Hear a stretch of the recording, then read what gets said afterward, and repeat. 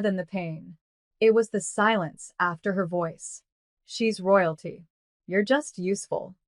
Then the snap. Then my dad's voice, like static. You should have learned your place. I didn't scream. Not even when the second rib cracked. I didn't cry. Not when I had to crawl past the dining table, where her daughter sat, sipping juice, like I was nothing but background noise. I opened the door with my elbow. The night air punched my lungs. I was dizzy, half broken, humiliated, and still I whispered, I'm not theirs anymore. My name is Rowan Lee, and if you think you know how this ends, stay tuned. Because what happens when a girl raised in servitude remembers she was born with teeth? What happens when you leave a girl for broken, but forget she still remembers everything? I disappeared for a while. No calls, no texts, not even to the few who loved me. Because when the people you call family treat you like furniture, you start redesigning your home from scratch. But while I healed in silence, they celebrated. My stepmom threw a party for her daughter's college acceptance. Dad gave her my grandmother's necklace, the one meant for me. Photos went up online, captions like, proud of our angel. Our girl is going places. Family wins again. They thought they'd buried me in silence. But some people don't die in the dark. They sharpen. And when I returned, I didn't knock. I didn't ask. I walked in with something that made her daughter stop breathing and made my stepmother whisper, is this a joke? No, it wasn't. It was the beginning of the very long end. They thought I'd come back limping, but I stood tall, not because the ribs had healed, but because the fire in me had. I walked into their living room during one of their picture-perfect brunches, the kind where croissants are hand-stacked, and nothing smells like regret. My stepsister choked on her mimosa. Dad stood up, half pale. Stepmom froze mid-slice of avocado toast. I didn't flinch. Rowan, Dad said, you should have called first. I looked at him like he was a stranger asking for directions. Did you call an ambulance that night? Silence. My stepsister reached for her phone. I beat her to it. On the TV behind them, a still image appeared. A signed document. The deed to the property. My voice was steady. This house doesn't belong to you anymore. Stepmom laughed. Too loud. Too fake. You're bluffing. But I wasn't. Because while they were throwing parties and calling me ungrateful on Facebook, I'd been working. Not just healing. Building. You see, my mom, my real mom, left me something before she passed. A trust. Tied to conditions. Which I'd finally met. And with it I bought every unpaid loan attached to this house. One by one. Bank by bank. It took months. Patience. Pain. But standing there, watching their confidence melt, it was worth every sleepless night. Dad stepped forward. You wouldn't actually kick us out. We're family. I tilted my head. You're right. I wouldn't. Relief flickered. But the new management might. Just then, a black car pulled up. Out came a woman in a blazer, clipboard in hand. Eviction notice, effective immediately. My stepsister screamed, you can't do this. I turned toward the door, just like I did the night I left, but this time without crawling. I'm not doing anything, I said. And for once, they were the ones watching me leave. Except now, they weren't watching a servant. They were watching a storm they created. Come home with a crown. They tried to follow me. Out the door. Down the driveway. Words flying like daggers. Rowan, be reasonable. She's bluffing, Harold. Call someone. We raised you. But I kept walking.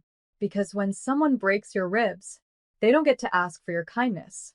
I got into my car, closed the door slowly, and watched them through the windshield. 3 silhouettes shrinking behind glass. I didn't cry. Not like last time. This time, I breathed. And it didn't hurt.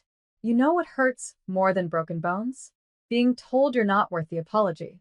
That night, I stayed in a hotel. Nothing fancy. Just quiet. A place where I wasn't someone's servant or a burden. or just useful. I turned off my phone, let their voicemails rot in silence. The next day, the internet woke up. Because I didn't need to scream. I only needed to post one picture. Taken the night, I crawled out of that house. Bruised, blood on my shirt, eyes swollen.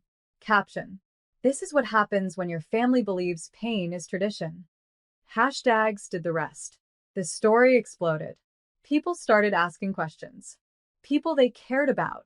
Colleagues, neighbors, business partners. Turns out, abuse isn't so easy to explain away when it's printed on screens. My stepmom tried to DM me. I know we made mistakes, but this isn't the way. I replied with a screenshot. The ER report. Her signature. Refusing treatment for me. Let the public chew on that. And oh, they did. Suddenly, she wasn't a proud mom. She was the woman who broke her stepdaughter. Dad stayed silent, which was funny. He always had so much to say when it came to reminding me who I belonged to. Now he was just small. And somewhere in their new reality, the rental apartment they'd scrambled to find, a knock came at the door. It wasn't me. I didn't need to knock. But what was left behind? That would speak for me.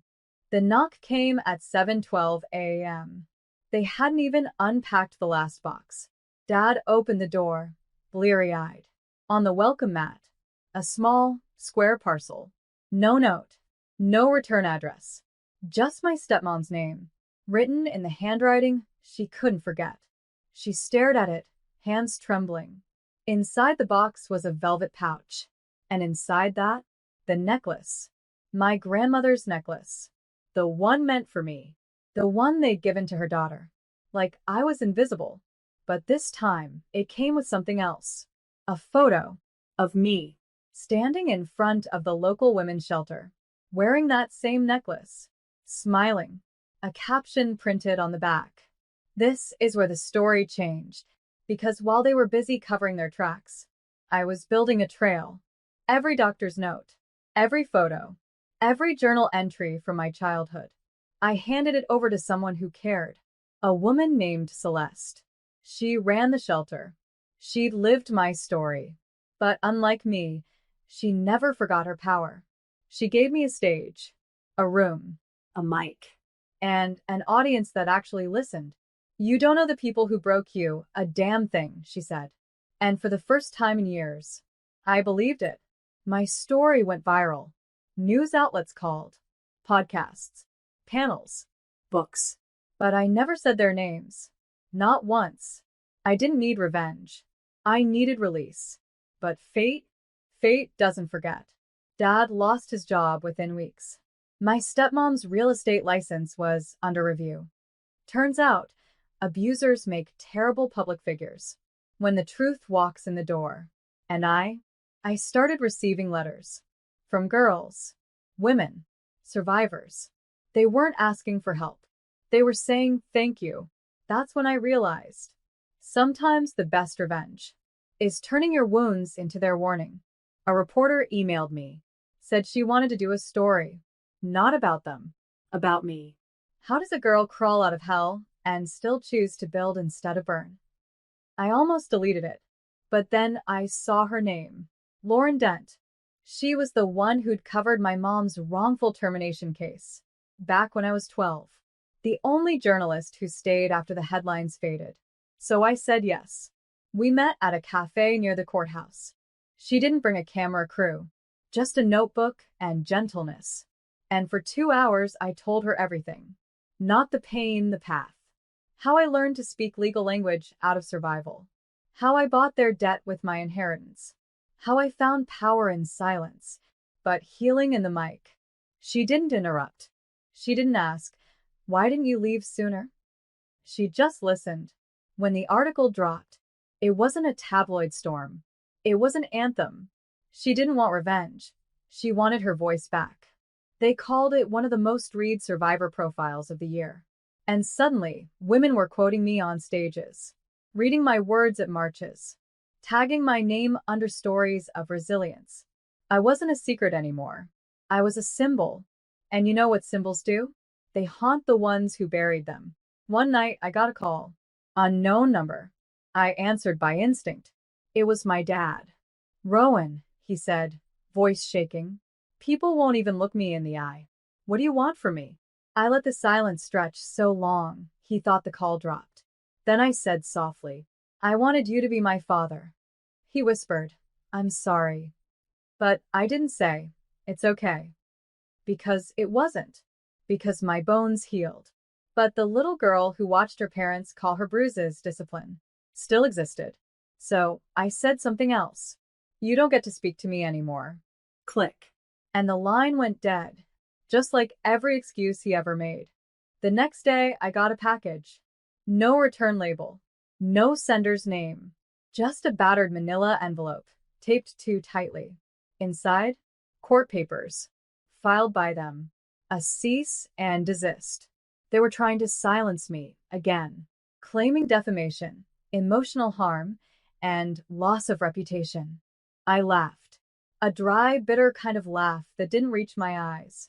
Because when someone breaks your ribs and reputation in the same house, you don't panic at paperwork. You sharpen your pen. I called my attorney, the same one who once represented battered women pro bono. He didn't even blink. They just poked the bear, he said. Let's remind them whose cage they used to rattle. The case never made it past the first hearing. The judge read the file, looked at the photos, the ER statements, the voicemail transcripts. Then she looked at them, sitting in their polished shoes and rehearsed sorrow. She asked one question. Do you understand the difference between being exposed and being held accountable? They stammered, and she dismissed the case with prejudice. Outside the courtroom, reporters waited. They asked if I had a statement. I held up a single photo, that same one, me in front of the shelter, smiling. And I said, this is my response. No names, no insults, just proof. Proof that I didn't need to scream, to be heard. Back at the shelter, I taught a writing workshop for girls like me. I watched them reclaim their own broken timelines, one paragraph at a time. My ribs had healed, but now I was building something bigger, a voice too loud to erase. And somewhere across town, they were watching it unfold, knowing the daughter they once called just useful was now the author of their ending.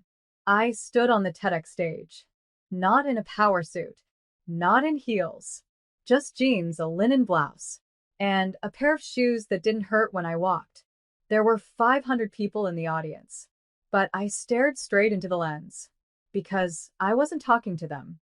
I was talking to the girl I used to be, the one who flinched when doors slammed, the one who learned to smile while bleeding, the one who thought silence was survival. My name is Rowan, I said. And if no one's ever told you this, being treated like nothing doesn't mean you are. People cried. People stood. But I didn't pause for applause. Because I knew somewhere, someone who hurt me was watching. And I wanted them to see what it looks like when the girl you broke grows into the storm. After the talk, I got an email from a lawyer. Not mine. The lawyer representing their bankruptcy filing. Turns out, when your reputation crumbles, so do your businesses, your real estate, your social invites. Everything they built by stepping on my back collapsed. They listed my TED Talk in the court file, said it directly affected their income. I smiled, not because I wanted them ruined, but because I finally understood something. I didn't destroy them. They did. With every lie, every blow, every twisted bedtime story that made me think I was the villain. I was never the villain. I was the record keeper, the silent witness, the girl with broken ribs and a spine of iron. Now I was the reason they flinched when someone said my name in public, and I hadn't even raised my voice. The day the final notice came, I didn't open it. I just watched from the window as movers dragged out the last piece of their empire. The house, gone. The stepdaughter's royalty, a memory. My father's pride, folded under foreclosure papers. I didn't cheer, didn't post. Instead, I packed a single box. Inside it, a photo of me, age 12, holding a library book with bruises peeking out from my sleeves, a copy of the restraining order, and a letter. This is what happens when you mistake obedience for weakness. This is what happens when a girl learns that her silence was never protection, only postponement. I mailed it to their new address, a P.O. box, because there's no forwarding address for shame. Later that week, I went back to the shelter, where I now served on the board. A new girl had arrived. Quiet, eyes dark like old storms, hands that flinched without reason. She asked me, "Does it ever stop hurting?" I didn't lie. I said, "No, but it becomes fuel." We painted a wall together, her brush shaky, mine steady. By the end, our names were signed next to a quote I once whispered into a dark corner of my room. Pain isn't the ending. It's the proof you're still here.